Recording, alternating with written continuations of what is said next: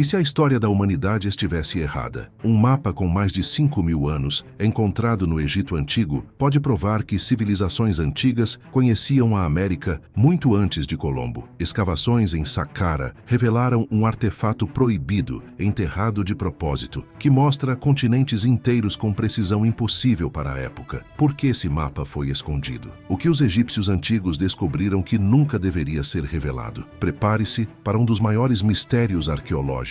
Um segredo apagado da história que pode reescrever tudo o que sabemos sobre o passado da humanidade. A Câmara Selada em Saqqara. Nos primeiros meses de 2024, uma descoberta extraordinária foi supostamente feita perto de Saqqara, o vasto antigo cemitério que serviu como necrópole para Mênfis, a capital do antigo reino do Egito. Uma equipe colaborativa de escavação, composta por oficiais de antiguidades egípcias e um grupo de arqueólogos especialistas da Alemanha, vinha investigando o local em busca de sinais de estruturas administrativas antigas, armazéns e instalações de armazenamento que pudessem ter sustentado a construção de túmulos reais. Camadas de tijolos de barro desmoronados e areia movida pelo vento escondiam grande parte da área, tornando o trabalho minucioso e lento. Mas o que a equipe descobriu foi muito além do que esperavam. Sob o que há muito tempo era descartado como escombros, encontraram o contorno de uma câmara selada. A entrada estava escondida sob séculos de destroços do deserto acumulados, aparentemente perfeitamente preservados. Seu lintel de pedra intacto, apesar da decadência ao redor. Com precisão cuidadosa, removeram as camadas que cobriam a entrada e desceram para a câmara escura abaixo. Lá dentro, o ar estava denso com o cheiro de terra antiga e leves vestígios de resina que se acreditava teriam sido usados para selar o interior da tumba. As paredes eram decoradas com hieróglifos desbotados, embora as inscrições fossem diferentes dos textos funerários típicos. Aqui, em vez de deuses e faraós, pareciam haver padrões geométricos repetidos e motivos simbólicos que sugeriam o céu e a água. No extremo oposto da câmara, apoiado na parede dos fundos, havia uma grande laje plana de pedra basáltica escura. Medindo cerca de 2 metros de altura e mais de 1 metro de largura, sua superfície era lisa, mas desgastada, gravada com um vasto padrão que se estendia quase de ponta a ponta. Interpretações iniciais da equipe de escavação sugeriram que poderia representar um mapa estilizado, possivelmente um símbolo abstrato do rio Nilo correndo por terras férteis, um tema comum na iconografia egípcia. Ainda assim, havia algo estranhamente envolvente naquele arranjo. A pedra parecia conter mais do que um significado simbólico. Supostamente, isso exigia uma análise mais aprofundada. Especialistas em imagens de satélite foram chamados para sobrepor a gravação da laje com dados topográficos modernos. Os resultados teriam surpreendido a todos. Os contornos não pareciam se alinhar com nenhuma paisagem egípcia conhecida. Em vez disso, pareciam espelhar as linhas costeiras e características geográficas da América do Norte e do Sul. Quando a topografia não mente. Nas semanas seguintes, uma série de tecnologias de ponta foi empregada para estudar a laje em detalhes minuciosos, usando varreduras LIDAR, imagens multiespectrais e mapeamento 3D de superfícies. Pesquisadores supostamente descobriram a impressionante precisão com que a pedra representava um continente inteiro. 2 continentes, na verdade. O que foi especialmente marcante foi a suposta precisão impressionante das características gravadas no basalto. Era possível distinguir inconfundivelmente uma península em forma de gancho, cuja forma e curvatura supostamente correspondiam à península da Flórida, com notável exatidão. Ao sul, uma vasta massa de terra apresentava uma semelhança impressionante com a península de Yucatán, seu contorno aparentemente perfeitamente alinhado com a entrada do Golfo do México. Descendo pela borda oeste da gravura, havia uma longa e irregular lombada que espelhava a cadeia montanhosa dos Andes, que corre ao longo da costa do Pacífico da América do Sul. Uma ampla depressão esculpida na parte central do mapa correspondia de perto à bacia amazônica, uma área conhecida por sua vasta floresta tropical e pelo imponente sistema do rio Amazonas. Nenhuma dessas características era vaga ou generalizada. Elas eram geoespacialmente precisas, mostrando variações de elevação, cursos de rios e linhas costeiras que correspondiam aos dados atuais de satélite em um grau que especialistas dizem que vai além de mera coincidência ou licença artística. Alguns especialistas rapidamente perceberam que isso não era um mapa mitológico ou simbólico. Parecia ser uma representação topográfica, notavelmente precisa das Américas, retratada há cerca de 5.000 anos, muito antes de qualquer civilização conhecida ter contato com o Novo Mundo. Embora não tenha sido confirmado publicamente, as implicações desse tipo de descoberta são profundas. Este mapa reescreve a história, declarou um importante geógrafo, ecoando o sentimento de arqueólogos e historiadores que enfrentavam a descoberta. Por séculos, historiadores acreditaram que os antigos egípcios não tinham conhecimento sobre terras além da África e do Mediterrâneo. Essa pedra, no entanto, parece sugerir o contrário. Levanta questões urgentes sobre exploração antiga, viagens perdidas ou conhecimento muito além do consenso acadêmico atual. À medida que os pesquisadores continuam a analisar a laje de Saqqara, o mundo fica repensado às possibilidades de conexões globais antigas e a confrontar um segredo sombrio enterrado sob as areias há milênios. O mistério do material. Desde o momento em que a equipe de escavação cuidadosamente removeu séculos de poeira e detritos, a laje de pedra revelou-se algo completamente fora do lugar. Ao contrário do calcário ou arenito típico que domina a necrópole de Saqqara, a superfície dessa laje era de um cinza incomumente escuro, quase vulcânico. A suspeita inicial dos arqueólogos era que poderia ser um artefato local, mas testes petrográficos rapidamente desmentiram essa suposição. Análises laboratoriais detalhadas revelaram que a pedra era um tipo de basalto andesítico, uma rocha vulcânica formada por processos geológicos complexos nas profundezas da crosta terrestre. O que surpreendeu os especialistas foi sua impressão digital, uma correspondência precisa com formações vulcânicas encontradas apenas nos altos Andes da América do Sul. Principalmente as cadeias montanhosas acidentadas que cercam o Peru moderno, essas regiões têm sido geologicamente estáveis e, em grande parte, intocadas por influências externas por milênios, tornando a presença da pedra no Egito um enigma profundo. Essa descoberta levanta uma questão que parece quase impossível. Como uma rocha assim, forjada a milhares de quilômetros do outro lado do Atlântico, poderia fazer parte da construção de um túmulo egípcio antigo? Ainda mais desconcertante é o fato de que sua superfície está inscrita com gravuras detalhadas que exibem os contornos inconfundíveis de continentes que cartógrafos modernos reconheceriam como América do Norte e do Sul. As implicações são impressionantes. Sugere uma antiga jornada que atravessou o oceano, ou uma troca perdida de conhecimento, uma ideia que desafia tudo o que os estudiosos acreditam sobre civilizações pré-históricas. Quem tinha os meios, o conhecimento e a motivação para transportar uma laje de andesita tão pesada entre continentes, seria um presente, uma relíquia ou uma mensagem secreta? Séculos da cultura nagada. O contexto arqueológico do túmulo aprofundou o mistério. A datação por carbono situa o sepultamento em aproximadamente 3100 a.C., situando-o firmemente na fase Nagada III, no Egito. Esta foi uma era crucial, marcada por rápida complexidade social e inovação cultural, apenas décadas antes da unificação do Alto e do Baixo Egito sob o primeiro faraó. Dentro do túmulo, a variedade de artefatos era consistente com uma pessoa de status significativo. Cerâmica vermelha com topo preto, meticulosamente moldada e polida, sugeria artesanato habilidoso e uso cerimonial. Ferramentas de sílex com gravuras simbólicas repousavam ao lado de paletas pintadas, provavelmente usadas para moer minerais e criar os pigmentos vibrantes característicos da arte nagada. Esses itens falavam coletivamente de uma cultura não apenas profundamente espiritual, mas também engajada em redes comerciais de grande alcance. Historiadores há muito reconhecem o povo nagada como navegantes mestres do Nilo e além. Achados arqueológicos recentes corroboram seu comércio com terras distantes, como obsidianos provenientes das regiões vulcânicas da Etiópia, materiais que exigem expedições ousadas, e lápis lazuli, uma pedra semi-preciosa importada dos terrenos montanhosos do Afeganistão. Essas conexões sozinhas sugerem uma visão de mundo surpreendentemente ampla. No entanto, a suposta representação dos continentes americanos pela pela pedra representava um desafio ainda maior à história aceita. Será que a civilização Nagada possuía conhecimento ou mitos sobre terras do outro lado do oceano, ainda não oficialmente cruzadas pelos humanos? As tradições orais preservavam memórias das viagens, ou existiam rotas desconhecidas de troca entre o Antigo Egito e as Américas? Isso já não era mais apenas uma questão de proveniência de artefatos, sugeria um capítulo perdido da história humana, uma narrativa global entrelaçada muito antes e mais profunda do que qualquer um imaginava. A pedra era mais do que um mapa, era um portal para um conhecimento antigo e misterioso, que historiadores contemporâneos estão apenas começando a compreender.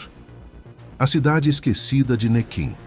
A inscrição no artefato era diferente de tudo que normalmente se encontra em tumbas egípcias de sua época, mas ainda assim mantinha uma semelhança impressionante com marcas desenterradas em Nequim, também conhecida como Hieracómpolis, a outrora próspera cidade pré-dinástica que desempenhou um papel fundamental na formação da civilização egípcia primitiva. Aninhada ao longo do Nilo, Nequim não era apenas um assentamento, era um vibrante nexo de experimentação cultural, religiosa e tecnológica que lançou as bases para o que mais tarde se tornaria o Estado dinástico. Arqueólogos há muito tempo se fascinam por seu layout complexo, pelos primeiros hieróglifos gravados nas paredes dos templos e pela imagética religiosa simbólica que sugeria uma tradição espiritual profundamente enraizada. O que fazia Nequim se destacar era sua sofisticação inesperada para uma cidade tão antiga. Escavações revelaram projetos arquitetônicos impressionantes que sugeriam planejamento urbano cuidadoso, artesanato sofisticado e uma sociedade à beira de uma mudança monumental. Mas mais intrigantes foram as descobertas recentes que desafiaram as suposições convencionais sobre as pessoas que viviam ali.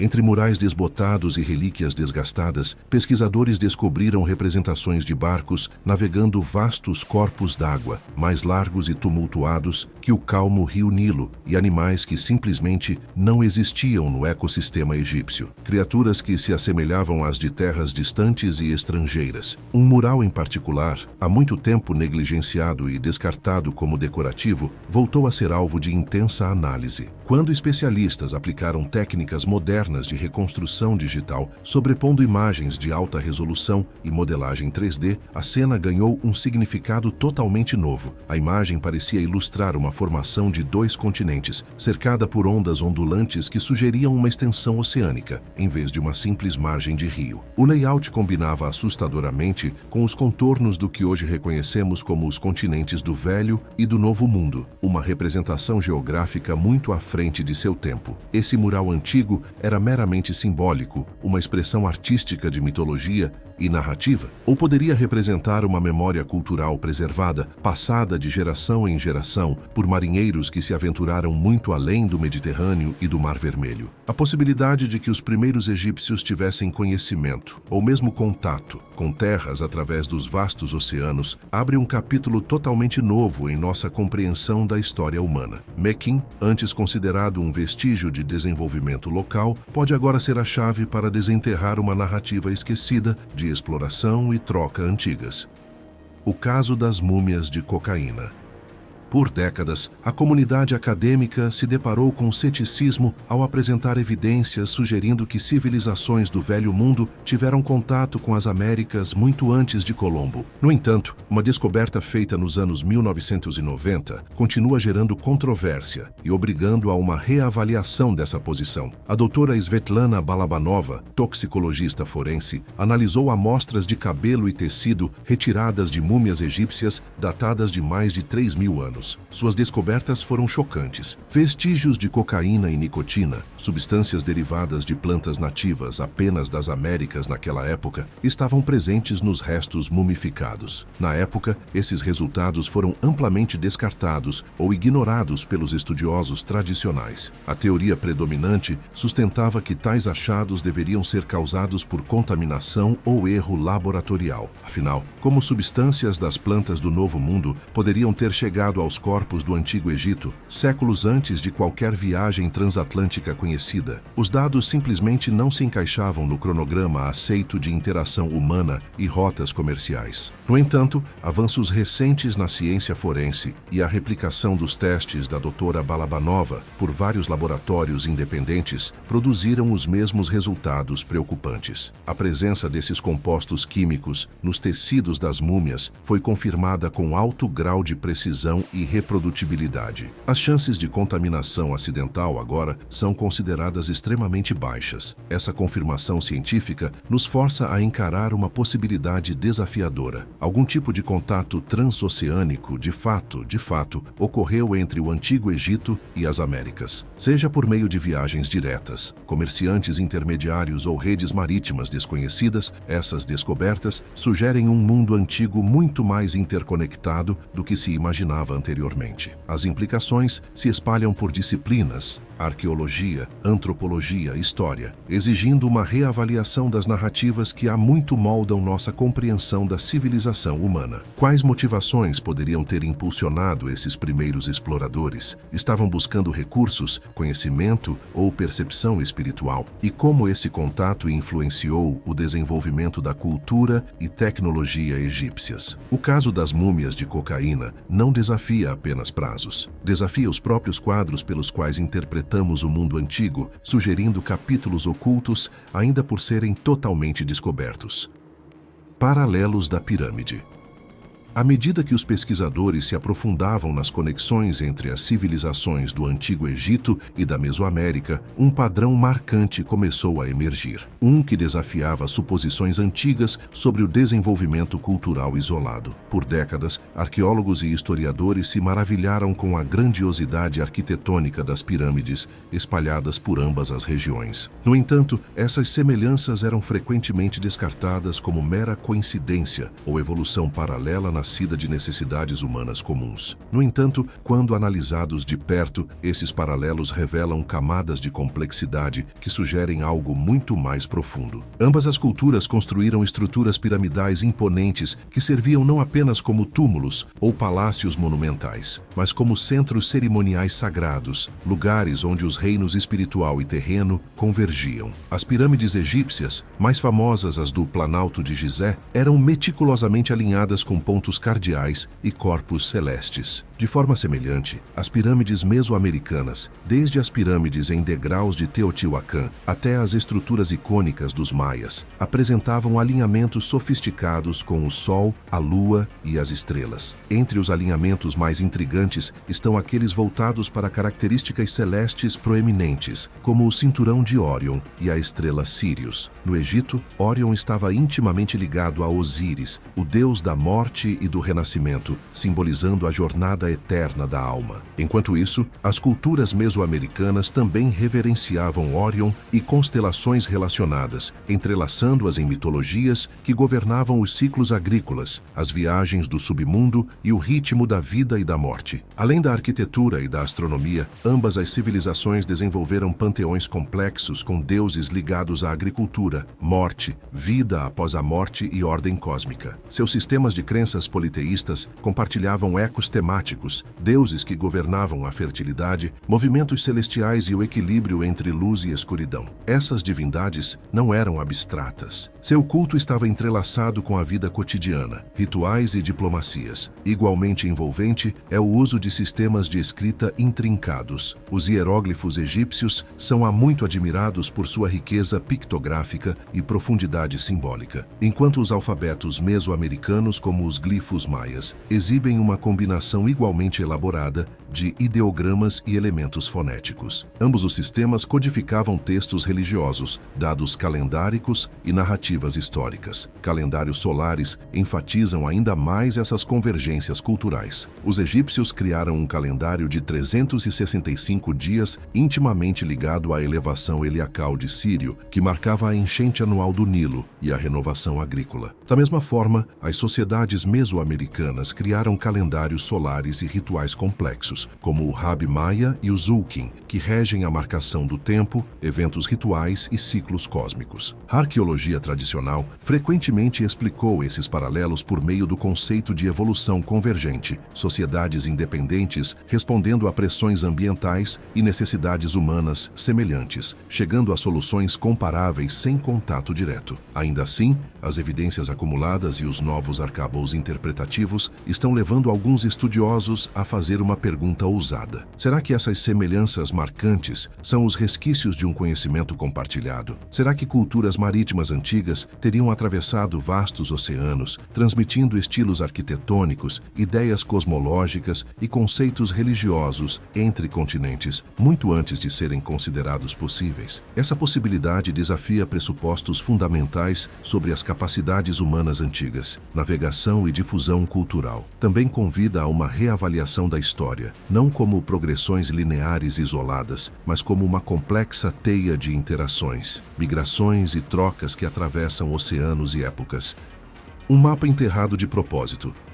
A verdadeira profundidade do mistério em torno da laje e seus artefatos associados ganhou mais nítida à medida que especialistas analisavam minuciosamente as inscrições supostamente gravadas em sua superfície. O tempo e os elementos supostamente haviam erodido grande parte das marcas originais, deixando para trás impressões tênues mal visíveis a olho nu. Para desvendar seus segredos, a equipe teria empregado técnicas avançadas de imagem multiespectral, iluminando glifos ocultos invisíveis sob luz normal. Sob luz, o que surgiu foi uma frase enigmática, porém assombrosa, interpretada através da ótica de referências ao alfabeto proto-egípcio antigo. Vimos as terras gêmeas. O sol nunca se põe, mas sombras caminham até lá. Essa declaração evocativa, imersa em metáforas, transmitia muito mais do que uma simples descrição geográfica. As terras gêmeas provavelmente faziam referência aos dois vastos continentes retratados nos contornos do mapa, um reconhecimento sem precedentes de territórios muito além do mundo familiar do Egito. Ainda assim, o tom ameaçador da frase levanta questões inquietantes. A ideia de que o sol nunca se põe supostamente implica um reino de luz do dia constante, um brilho eterno que desafia os ciclos naturais. O aviso de que sombras caminham ali sugere a presença de forças desconhecidas, talvez perigosas, espreitando nessa extensão iluminada, figuras ou fenômenos não totalmente compreendidos por aqueles que se aventuraram ali. Essa linguagem sugere que a jornada não representou uma conquista ousada ou descoberta alegre, mas sim um conto de advertência, uma expedição confrontada com realidades perturbadoras que levaram ao medo, ao mal-entendido ou até à retirada. Pinta um quadro de exploradores encontrando um mundo que desafiou expectativas, possivelmente hostil